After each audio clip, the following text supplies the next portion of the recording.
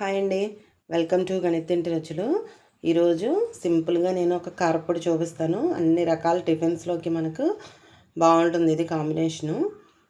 దోశలోకి, ఇడ్లీలోకి, బోండా అన్నిట్లోకి బాగుంటుంది.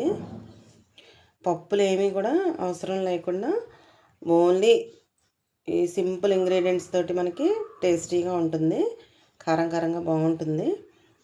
దీనికి ఏం కావాలంటే ఎండుమిర్చి తీసుకున్నాను నేను. ఇలాగా కప్స్ అయితే ఇలాగా చూపిస్తే ఈజీగా అర్థమవుతుందని చూపిస్తున్నాను.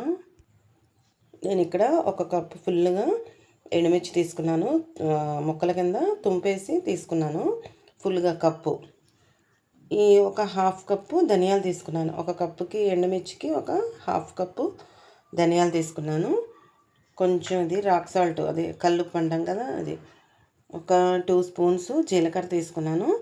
మెంతులు కొంచెం వేసామన్న పేరుకి వేసుకోవాలి, చేదొస్తుంది మళ్ళీ. కొద్దిగా లైట్గా తీసుకున్నాను నేను. కొంచెం ఇంగువ, తర్వాత మిక్సీ చేసేటప్పుడు కొంచెం పసుపు వేస్తాను. సింపుల్ ఇంగ్రీడియంట్స్ అండి, టేస్ట్ మటుకు బాగుంటుంది.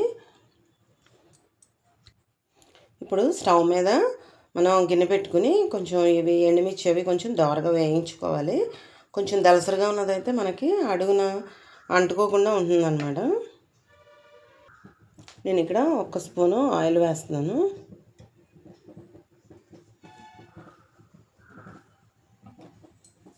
కొంచెం హీట్ అయిన తర్వాత ఎండుమిర్చి మనం ఫ్రై చేసుకుందాం. మాడకుండా దోరగా వేయించుకోవాలి. నేను ఎండుమిర్చి వేసేస్తున్నాను. గింజలతో సహా వేసేసుకోవచ్చు.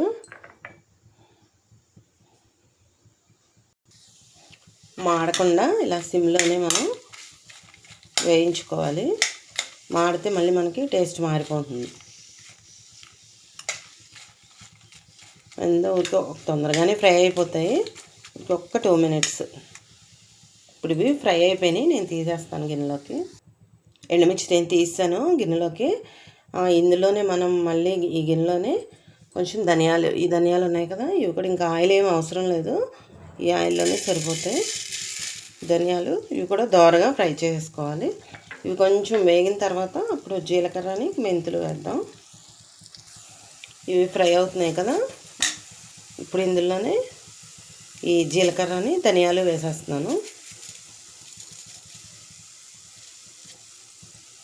ఇవి కూడా లైట్గా దోరగా ఫ్రై చేసేసుకోవాలి.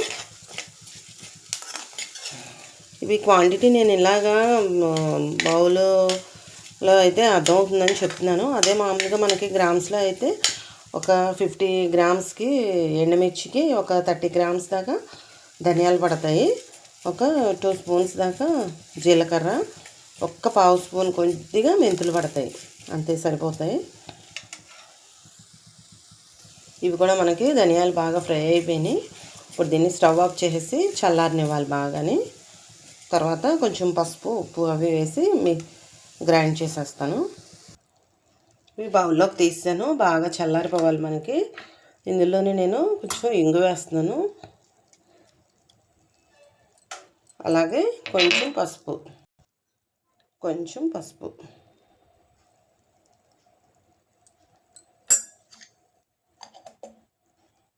ఇది కావాలంటే కొంచెం చింతపండు మనం పులుపు కోసం వేసుకోవచ్చు. నేను ఇందులో కొంచెం ఆమ్చూర్ పొడి వేస్తాను,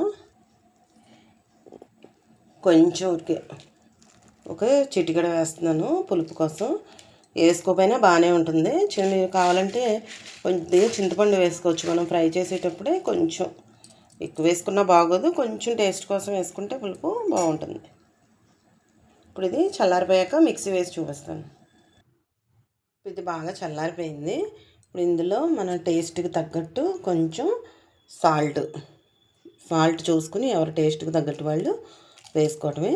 నేను ఇక్కడ 1 స్పూను వేస్తున్నాను. దీన్ని ఇప్పుడు మిక్సీ చేస్తాను. మనం ఇది కొంచెం నలిగిన తర్వాత, బరకగా నలిగిన తర్వాత అప్పుడు మళ్ళీ మనం వెల్లుల్లిపాయ వేసుకోవాలి. తొక్క తీయవలసిన పని లేదు, ఇలా ఉంటేనే బాగుంటాయి, తొక్కతోటి వేసుకుంటేనే. ఇది కొంచెం నలిగిపోయిన తర్వాత అప్పుడు వేసుకోవాలి లాస్ట్లో. ఇలా మనకి ధనియాలు, ఎండుమిర్చి నలిగిపోయినాయి కదా, ఇలా నలిగిన తర్వాత మనం ఎల్లుల్లిపాయ వేసుకోవాలి. వేసేసుకుని పల్స్ మోడ్లో ఇలాగ కొంచెం గ్రైండ్ చేసేసుకుంటే బాగుంటుంది కచ్చాబచ్చా కింద.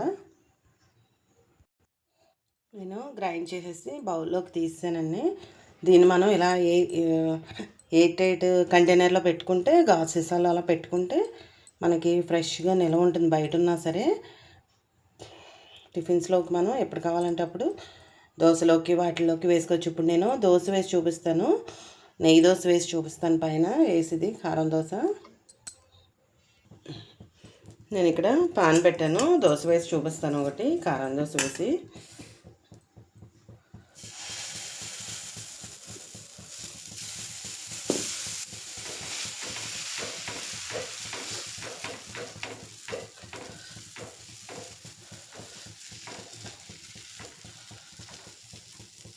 కమ్మగా బాగా స్మెల్ అయితే కమ్మగా బాగా వస్తుంది వాసన.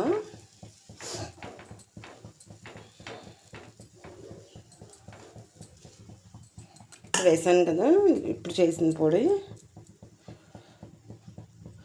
ఇది ఇలా మనం కొంచెం వేసేసుకొని పైన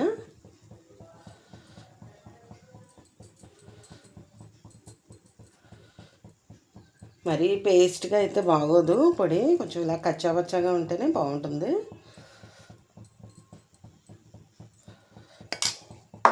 దీనిపైన కొంచెం నెయ్యి వేసుకుంటే బాగుంటుంది. ఇడ్లీలోకి కూడా చాలా బాగుంటుంది. బోండా, మనకి రవ్వ దోశ, ఏదైనా సరే ఏ టిఫిన్స్లోకైనా ఇది కాంబినేషన్ చాలా బాగుంటుంది. పొడి, కారపొడి ఒకసారి ట్రై చేసి చూడండి.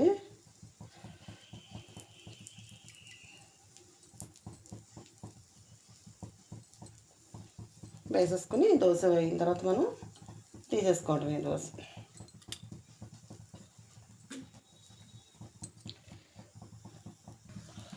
దోశ నేను స్టవ్ ఆఫ్ చేసేస్తున్నాను.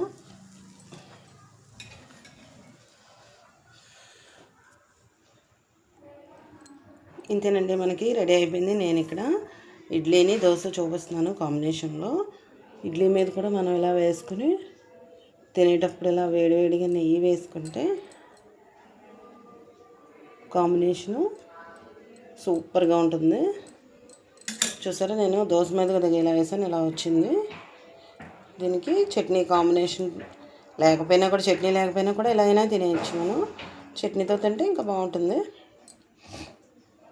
అంతేనండి, ఇది కారపొడి రెడీ అయిపోయింది. మీకు నచ్చితే కనుక లైక్ చేసి, షేర్ చేసి, సబ్స్క్రైబ్ చేసుకోండి. Thanks for watching.